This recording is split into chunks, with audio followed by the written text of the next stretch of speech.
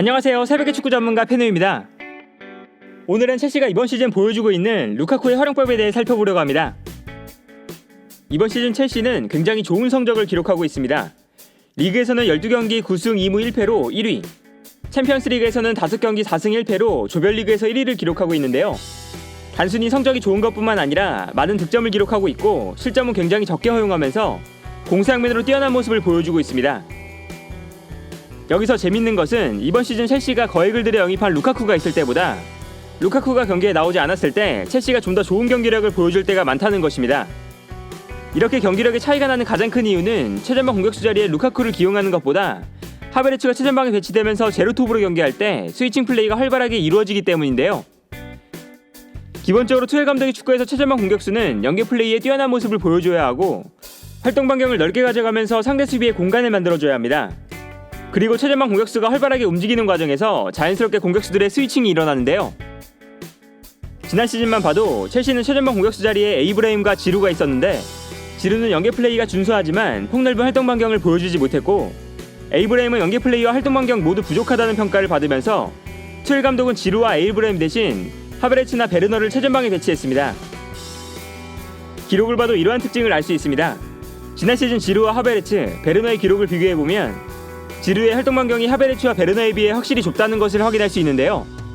좁은 활동 반경이 지루가 투엘 감독의 선택을 받지 못했던 이유라고 할 수 있었습니다. 에이브라임의 기록을 봐도 마찬가지입니다. 에이브라임의 활동 반경은 하베르츠와 베르너의 활동 반경에 비해 좁다는 것을 볼 수 있는데요.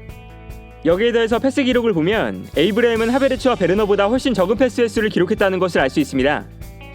하베르츠와 베르너는 공격형 미드필더나 측면 공격수로 나올 때도 있었다는 것을 감안해야 하지만 확실히 에이브라임은 연계 플레이에 부족한 모습이었는데요.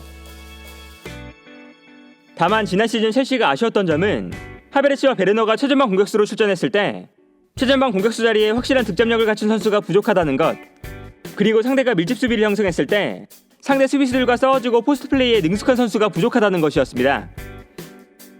특히 지난 시즌 첼시는 리그에서 10골 이상 넣은 선수가 없었고 팀의 최다 득점자가 7골을 넣은 조르진이었을 정도로 최전방 공격수의 득점력이 부족했는데요. 첼시는 루카쿠를 영입하면서 확실한 득점력을 갖추고 동시에 포스트 플레이도 뛰어난 최전방 공격수를 얻게 되면서 지난 시즌 최전방 공격수 자리에 발생했던 아쉬웠던 점을 보완했다고 할 수 있었습니다. 하지만 아직까지는 루카쿠가 투엘 감독의 전술에 완벽하게 녹아든 모습을 보여주고 있지는 않습니다. 무엇보다 이번 시즌 루카쿠의 활동 반경을 보면 지난 시즌 지루나 에이브라임처럼 활동 반경이 그다지 넓지 않다는 것을 볼 수 있는데요. 여기서 문제는 루카쿠가 활발하게 움직여주지 않으면서 주변에 있는 선수들과 스위칭 플레이가 정상적으로 이루어지지 않고 있다는 것입니다. 지난 시즌 첼시는 최전방 공격수의 포스트 플레이가 부족했던 만큼 이번 시즌 루카쿠에게 중앙에서 버텨주는 플레이를 맡기고 있는데 오히려 루카쿠가 중앙에서 머무르는 시간이 많아지면서 활동 반경이 좁아진 모습이 나타나고 있습니다. 첼시는 루카쿠의 포스트 플레이를 활용해서 루카쿠가 수비수를 등지고 볼을 받아준 이후에 하베르츠나 베르너, 마운트 같은 선수들에게 볼을 넘겨주는 패턴을 사용하는데요. 그러나 루카쿠의 포스트 플레이로 활용하는 공격 패턴보다 하베르츠가 최전방 공격수로 나와서 3톱이 자유롭게 스위칭을 가져가는 공격 패턴이 훨씬 위협적인 모습을 보여주고 있습니다. 따라서 하베르츠가 최전방 공격수로 나왔을 때와 루카쿠가 최전방 공격수로 나왔을 때는 큰 차이가 있습니다. 하베르츠가 최전방 공격수로 나올 때는 하베르츠가 측면으로 움직이면서 수비수를 끌고 움직이면 수비에 공간이 발생하고 주변에 있는 선수들이 공간으로 침투해 들어가는 장면이 자주 나오는데요. 반면에 루카쿠가 최전방 공격수로 나올 때는 루카쿠가 볼을 받아준 이후에 주변에 있는 선수들에게 볼을 떨어뜨려주는 모습을 보여주게 됩니다. 이처럼 루카쿠는 이번 시즌 중앙에 머무르는 경우가 많고 기대만큼의 파괴력을 보여주지 못하고 있는 상황에서 지난 시즌 인터밀란에서 루카쿠를 최고의 선수로 만들었던 콘테 감독은 투엘 감독이 루카쿠를 제대로 사용하지 못하고 있다고 이야기했습니다. 콘테 감독은 루카쿠가 좋은 신체 조건을 바탕으로 포스트 플레이가 가능할 뿐만 아니라 활동 반경을 넓게 가져가면서 측면으로 빠져줄 수도 있고 역습할 때는 빠른 스피드까지 보여줄 수 있는 선수라고 설명했는데요. 그만큼 첼시에서는 루카쿠가 포스트 플레이만 집중하면서 루카쿠가 다양한 능력들을 충분히 보여주고 있지 않다는 점을 지적했습니다. 실제로 루카쿠는 지난 시즌 인터밀란에서 포스트 플레이에 뛰어난 모습을 보여줬는데 동시에 활동 반경도 굉장히 넓게 가져갔습니다. 루카쿠가 지난 시즌 완전체 스트라이커라고 불렸던 이유는 루카쿠가 포스트 플레이에 더해서 활동 반경까지 넓게 가져갈 수 있는 선수였기 때문이었는데요. 지난 시즌 인터밀란은 루카쿠가 측면으로 움직이면서 수비수를 끌고 움직일 때 라우타로가 공간으로 침투해 들어가기도 하고 하키미가 침투해 들어가면서 루카쿠와 하키미의 자리가 바뀌는 장면도 자주 나왔습니다. 지난 시즌 인터밀란의 경기를 봐도 루카쿠가 측면으로 빠져들어가면서 수비수를 끌고 움직이고, 이때 공간이 발생하면 라우타로가 침투하거나 하키미가 침투해 들어가는 모습을 볼 수 있었습니다. 이 장면 또한 마찬가지입니다. 루카쿠가 측면으로 움직여서 볼을 받을 때 수비수를 끌어내면 전방에 공간이 발생하고, 이때 하키미가 중앙으로 침투해 들어가는데요. 이처럼 루카쿠가 공간을 만들어줬기 때문에 하키미가 지난 시즌 리그에서 7골을 기록할 수 있었습니다.